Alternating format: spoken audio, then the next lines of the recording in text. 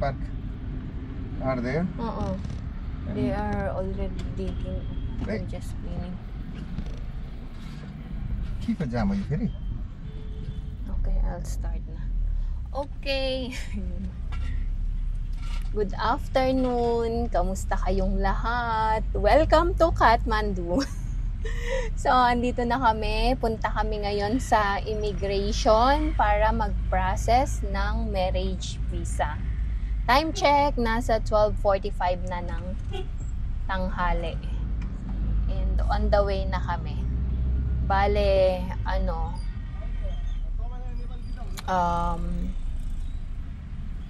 may 3 days pa akong may 3 days na lang akong ano yung tawag doon? Visa sa 15 days kong kinuha last time. Kaya magpa-process na ako ng ng marriage visa. Okay, so balitaan ko kayo maya-maya kung ano ang mangyayari sa aking pagpa-process ng visa. Okay, I'll keep you posted po.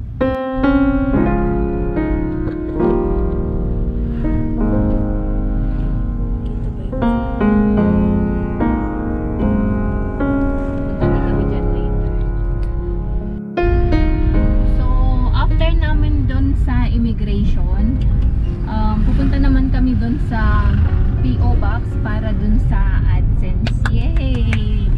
Maraming salamat po sa inyong lahat. Walang sawang pasasalamat. So, hopefully matapos namin ng maaga immigration para maabutan namin yung pagpa-process din sa PO Box. Okay, chikahan ko kayo ulit. Maya-maya.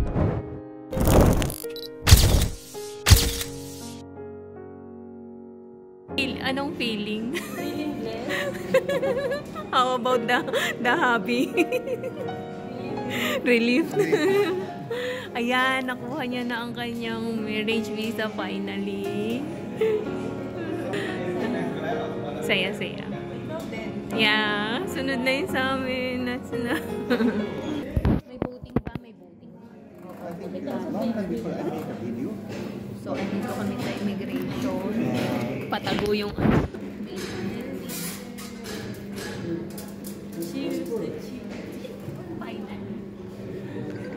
after 3 months, mababalitan na ito na po.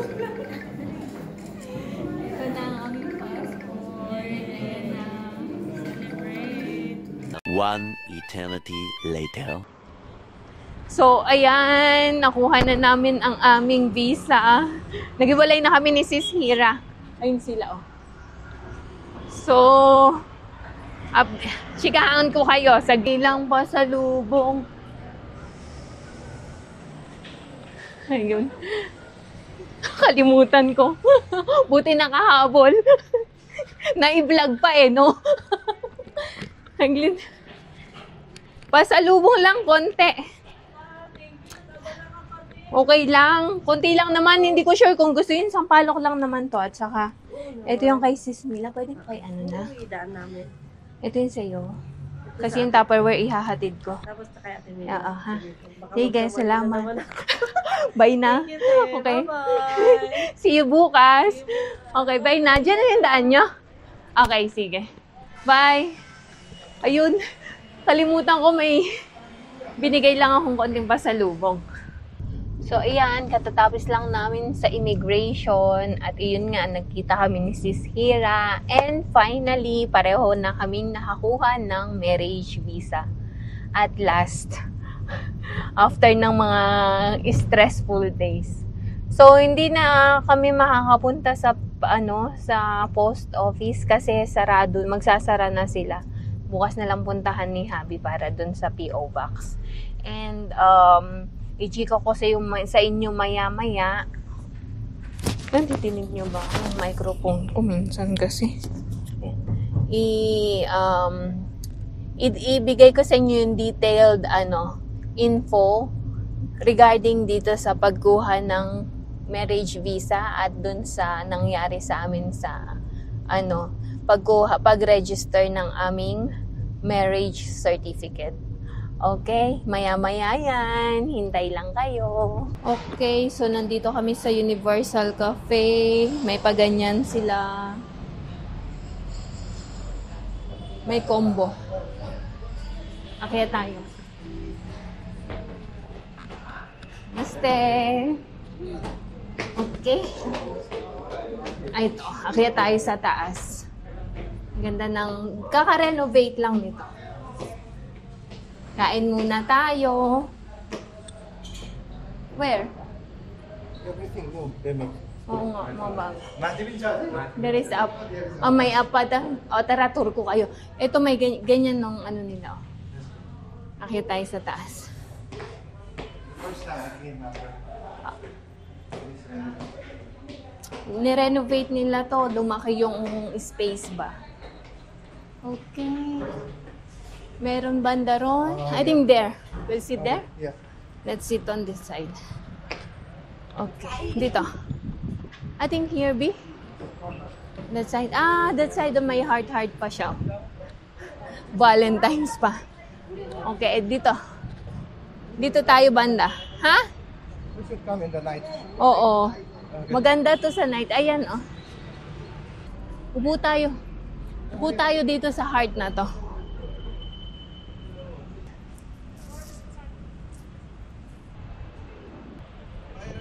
Ang presko ng hangin. Maganda to sa gabi. Okay? What do you eat, Mama? I Oh. will eat, Mama. Mama? You? Naan. I want to eat Naan. naan. नान होइन चिसो तातो कस्तो पानीले राखिन्छ तातो पानी लिएर आइदिनु ल ज्याम burger Oh. Okay, order muna kami. Maya naman ulit.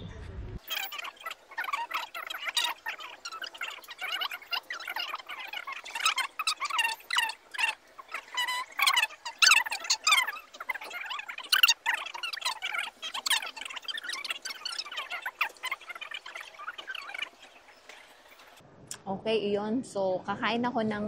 ang in-order ko is yung butter naan. Kasi favorite ko yung butter naan tsaka yung palak paneer. Pakita ko sa inyo yung itsura mamaya. Tapos siya, as usual, chicken mama, not pork mama yung order. Ah, wala silang pork. Then, in-order na namin si Champ ng burger. And, ayun, another chicken mama. Okay, so, ayan, kwento ko sa inyo kung ano yung mga nangyari. And then, dumating yung yung in-order namin. So, ikwento ko sa inyo ang journey ko mula sa pagkuha ng marriage visa. Pag-register ng marriage certificate, ng marriage namin dito sa Nepal, hanggang sa makakuha ako ng marriage visa today. So, kwento ko yan, tapos ano-ano yung mga naging problema, kung bakit na-delay yung pag-register. So, unahin natin yung unang apply ko ng marriage visa. At that time, nung nag-apply ako, hinanapan nila kami ng marriage certificate na galing dito sa Nepal.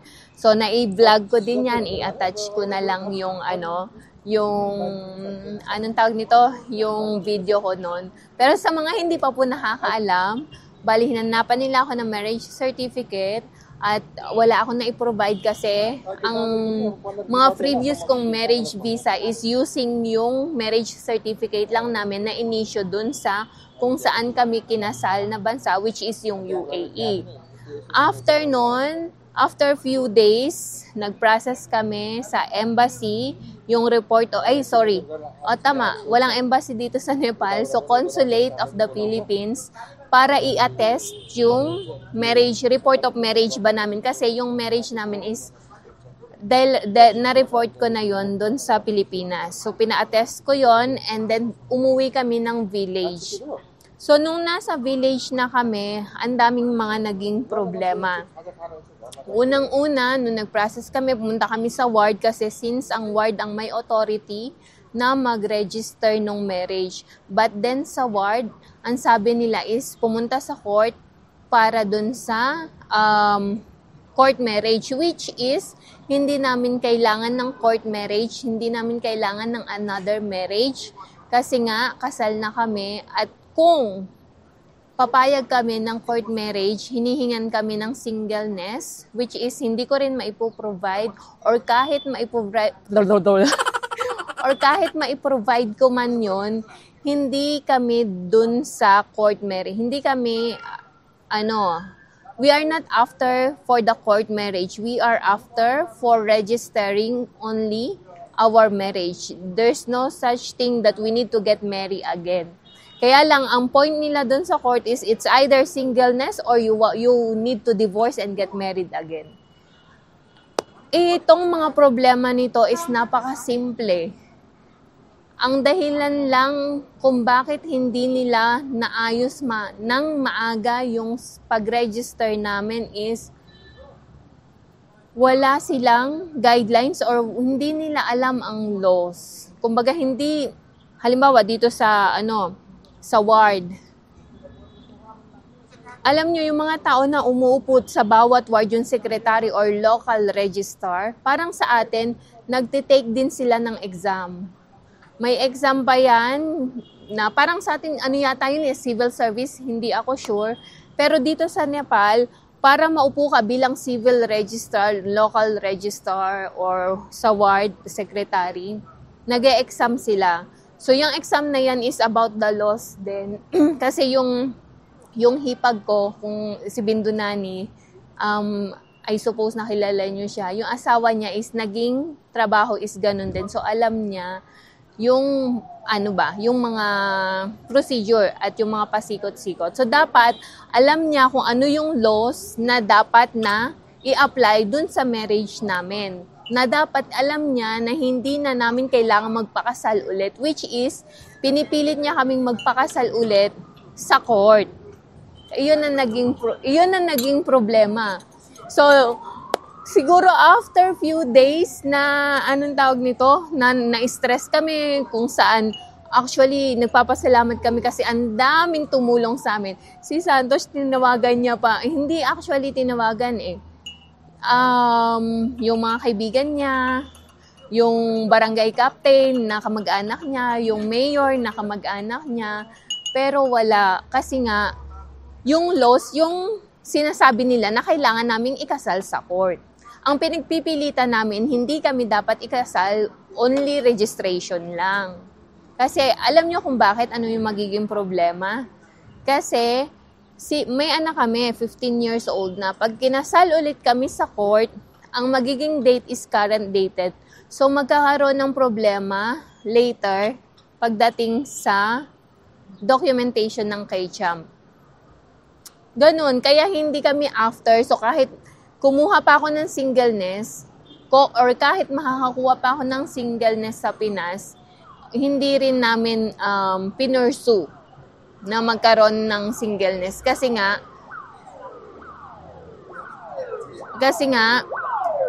hindi kami after dun sa marriage.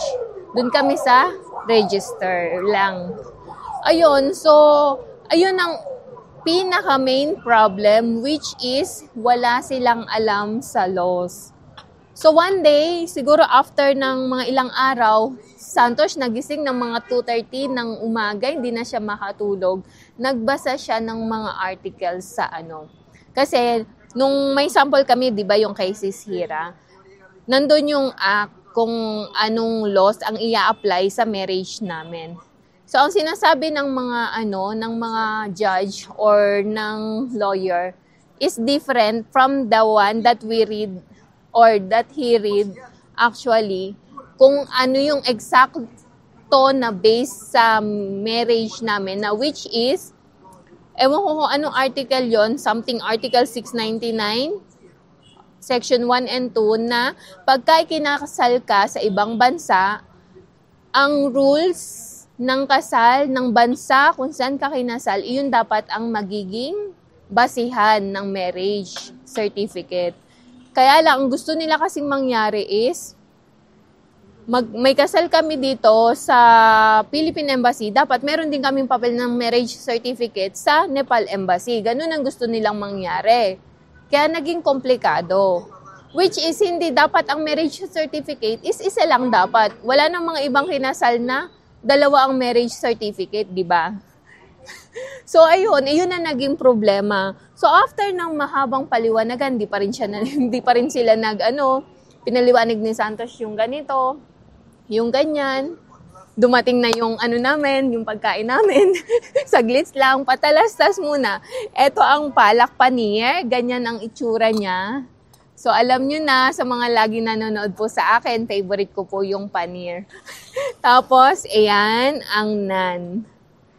So, ito, yung green, ito palak to, means spinach. Tapos, itong paneer, ito yung, cottage cheese. Ayan. So, continue tayo. Continue tayo ng sinasabi ko. So, ayun na nga. Finally, after ng mahabang explanation, tumawag yung pinaka-ward secretary doon sa main office dito sa Kathmandu kung ano yung dapat niyang gawin, kung anong rules, kung anong laws ang dapat niyang i-apply. Finally, thank God, nakuha namin mai-register ang aming marriage certificate without court marriage. At nagbayad lang kami ng 200 rupees. If not, meron pang almost magbabayad kami ng 30,000 para lang dito sa Home Minister dito sa Kathmandu if hindi na i-process yun.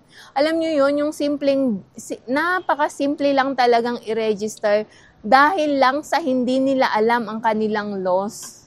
Grabe yung stress na dinaanas namin. At wala silang guidelines. Iyon yung pinaka-main Which is, I don't understand kasi pinag-aralan nila yun nag-aral sila, kumbaga, nag-take sila ng exam, 'di ba? Para makaupo sa position na yun.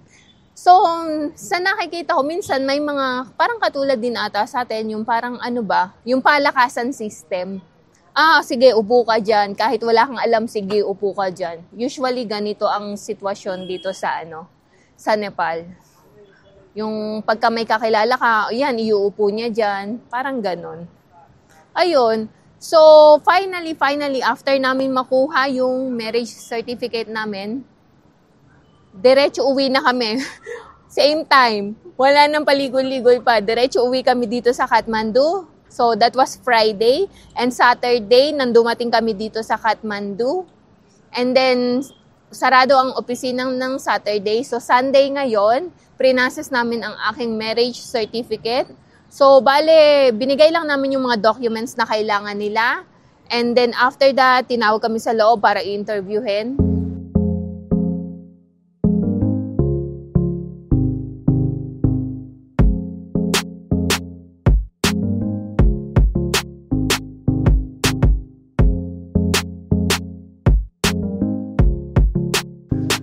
So, ayun na nga, kumain muna ako kasi lalamig yung pagkain. Hindi na siya masarap pagka malamig na, especially yung nag-explain no?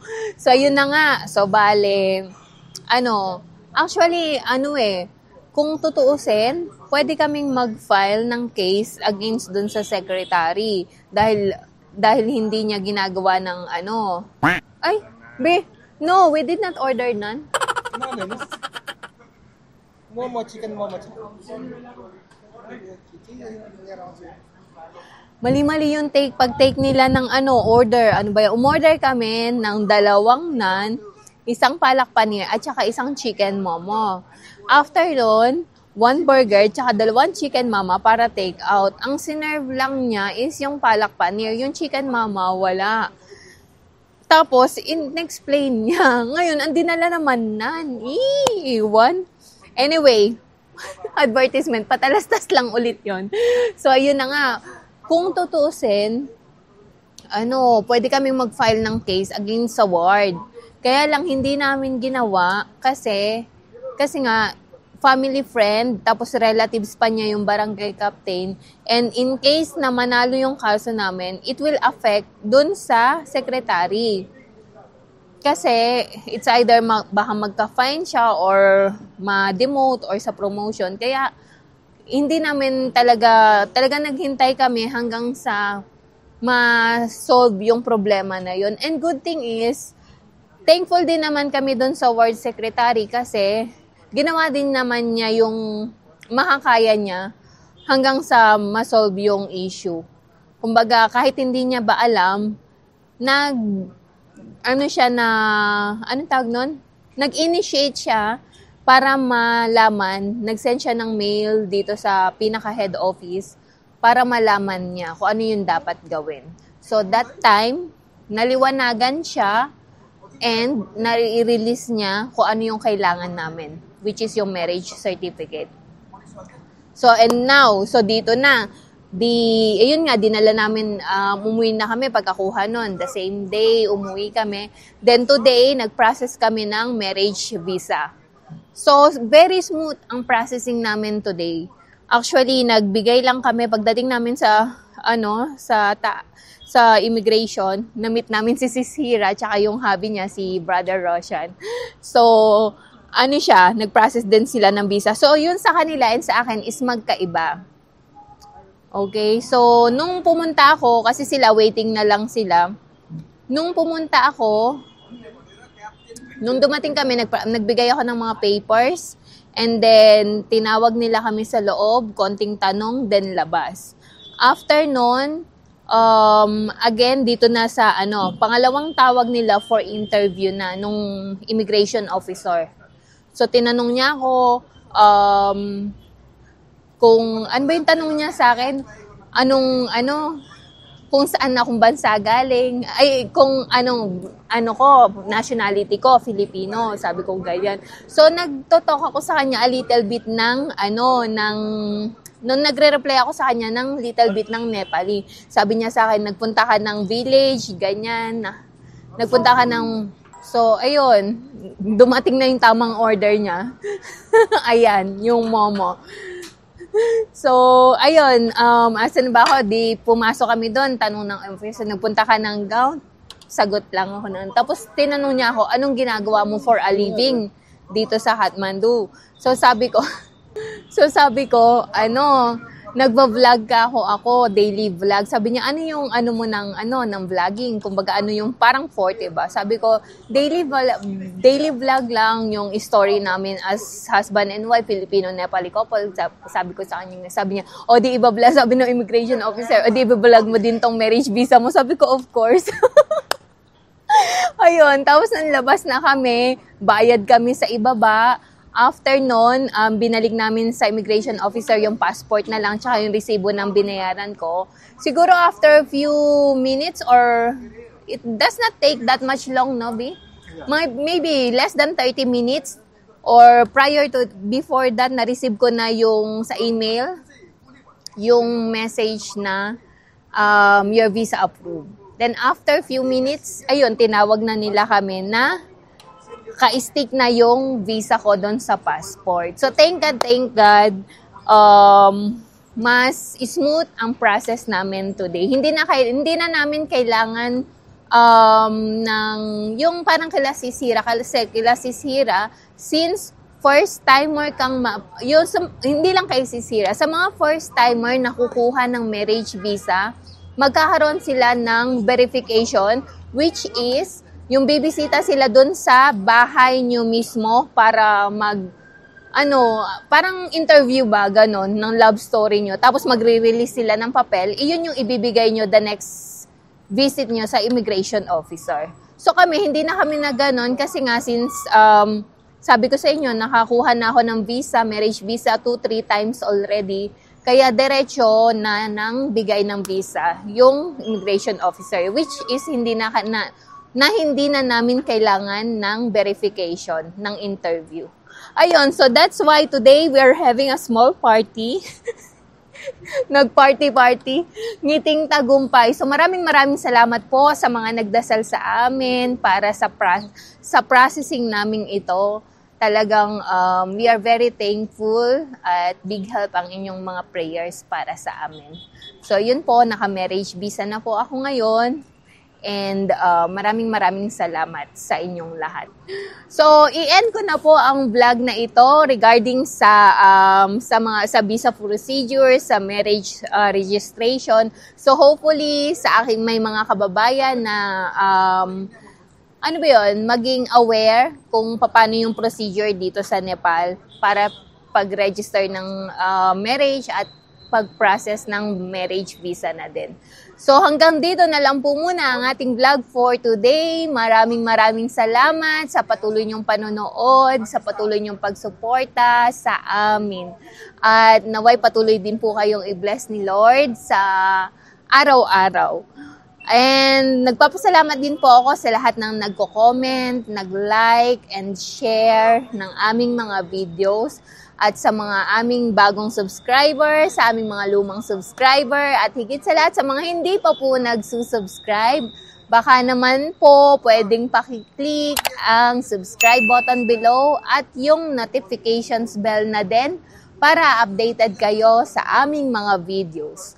So yun lang po muna for today. Thank you for watching. Have a nice day. God bless everyone. Meron din silang swing, tapos ang lambot ng kutsyon nila. Sarap mag-relax. So ayan, magbabayad na kami. Ito ang aming take out para kay Champ. Ganda ng ano nila, counter.